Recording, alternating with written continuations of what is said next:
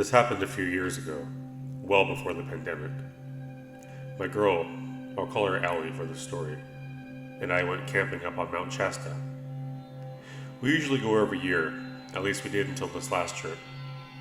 We had arrived a little later than we had hoped that day because we had come from Allie's mom's house in Chico and we simply just lost track of time. Anyway, the sun was already starting to fade by the time we got to the campsite. We quickly set up, made some grub, and decided to call it a night so we could get an early start in the morning. Allie fell asleep the moment her head hit the pillow. I am not blessed with such abilities. It takes me a while to fall asleep. I laid there, listening to the forest come alive with the many sounds of the insects and animals, while watching some movies on my iPad with the volume barely audible. After laying there for about an hour, I finally started to get a little groggy.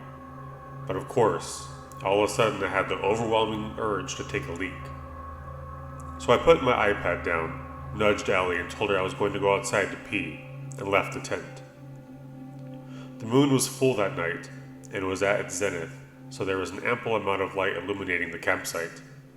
But the forest around us was a little darker due to the light being unable to completely penetrate the foliage of the trees.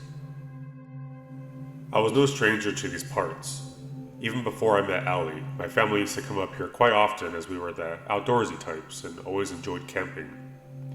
So when I tell you that it was weird that I suddenly had the most unnerving feeling after stepping out of my tent, I'm not exaggerating. As I stood there looking out into the dark forest, I couldn't help but feel as if I was being watched. Surely it's just in your imagination, I thought to myself. I ignored the feeling and made a beeline to the outer perimeter of the forest. Just to give you a visual, the campsite was in a small circular clearing, and it was slightly illuminated with the moonlight, and the forest surrounded the site on all sides. The outer perimeter of the trees was about 30 feet, or 9 meters, from where our tent was. I found the nearest tree, unzipped, and did my business. One thing I thought was strange at that moment was the sounds of the forest had gone completely silent, like weirdly silent. All I could hear is my own breath. I kept an eye on the tent while occasionally glancing onto my right towards the dark forest. As I was finishing up, though, I heard something. A voice. "What's that sound?" it said, in an unusually panicked tone. The voice sounded like a woman's voice. Immediately, I went into fight or flight mode. You just don't hear random voices in the forest in the middle of the night, especially something as random as what that person had just said. What? I blurted out, more out of shock than genuinely asking for clarification. "Who's there?" the voice replied, sounding more terrified than last time. I zipped myself up and slowly started retreating, my back facing the tent as I scanned the forest floor. "Michael, wake up!" the woman shrieked. At this point, I thought I was about to crap myself. I had no idea where this voice was coming from, or if maybe there was someone who had set up their campsite out in the forest that we hadn't seen before. I tried to think rationally, like maybe a couple came after we did, set their camp up, and I startled them when I went out to go pee. But as my eyes adjusted to the darkness, I was able to make out a silhouette of someone standing not too far off in the distance. Except from what I was able to make out, whoever that was, it did not look like a woman. They were tall, probably upwards of 6'5" and lanky. I couldn't make out much else, just a slim, tall figure standing completely still off into the distance.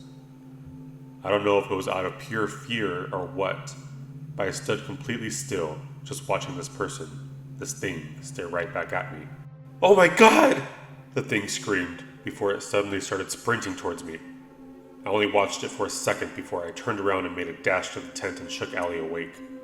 In her groggy state, I told her what had just happened outside. Not believing me, and annoyed, she unzipped the tent and poked her head out. But there was nothing. "What the fuck, Dave?" Allie complained. "That wasn't funny." Pissed at me, she turned over and went back to sleep. I didn't know what else to say besides I was telling the truth, so I let it go and laid down and just listened. Obviously, there was no way I could sleep that night. I stayed up until the first rays of the morning sun shone through the tent. Then I woke up and started packing everything. Allie was confused when she woke up. but I stuck to my guns and told her I wasn't joking about what happened last night, and that I wasn't staying there again. On the drive back, Allie started asking me more questions about what had happened. We went over every possibility, every detail that I remembered, but it was unexplainable. Neither of us knew what the hell that was. One thing I never told Allie, though, was that after she had fallen asleep the second time, all throughout the night I heard her voice from outside the tent saying, "What the fuck, Dave? That wasn't funny." I'll never return to Mount Shasta.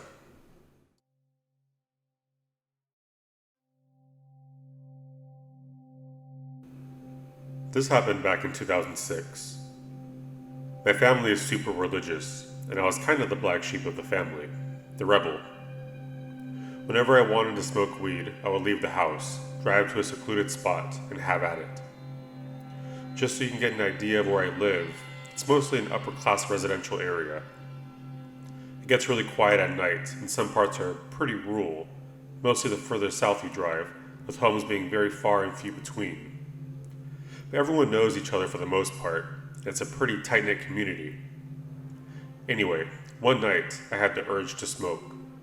It was around 11 p.m., and my parents were dead asleep, so I got into my beat-up old Honda and drove down the street and towards the most rural area of town. As I drove, the streetlights became fewer and fewer until eventually they disappeared altogether. All along the side of me were homes on huge plots of land, all illuminated with porch lights and the moonlight. I had a friend who lived down here. I'll refer to him as Eric for this story. I had texted Eric before leaving my house, telling him I'd smoke him out if he wanted to join me, but I never got a reply. I figured when I got to his house that I would just see if the lights were on or something.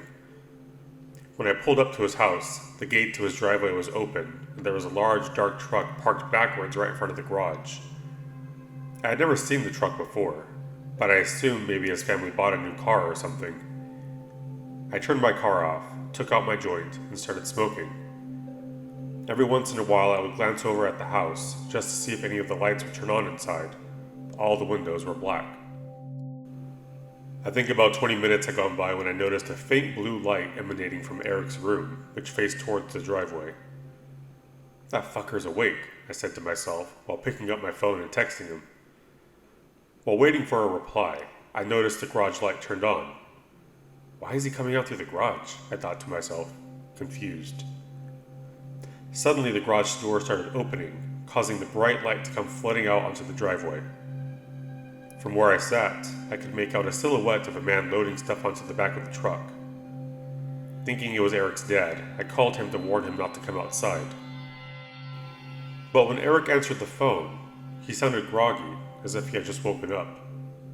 "Dude, don't come out. Your dad is moving stuff from the garage," I told him. "What the hell are you talking about?" he replied, clearly confused and annoyed. "Look at my text." Eric was silent for a few moments before he spoke again, this time a bit more frantic. "Are you at my house right now?" "Yeah. Should I just leave since your dad's still awake?" It's then that Eric's next words made my blood run cold. "Dude, my dad is here with me. We all went to my sister's house for the weekend." I stumbled over my words, trying to explain to him what I was watching happen right in front of me. The truck on the driveway, the man inside of the house, the lights on in his room. Eric woke his dad and explained that I was sitting outside their house watching someone basically steal all their crap. He told me to call 911, so I did. But I wasn't going to stick around for the police to come with a pot on me, so I turned on my car and drove away. I was halfway down the road when I noticed that same truck peel out of Eric's driveway. Now, the street I was on was one way both ways, but this truck sped up and started tailgating me, its lights blinding me through my rearview mirror. Panicked, I sped up, but the truck still remained on my ass.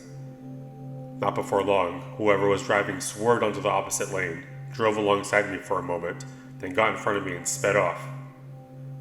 I was too frightened to look over to see who had been driving. Eric's family ended up coming home that same night, and later told me that nothing appeared to be missing from the house, but it was completely ransacked. Eric's dad told me that if I hadn't been there that night, whoever that was would have taken everything.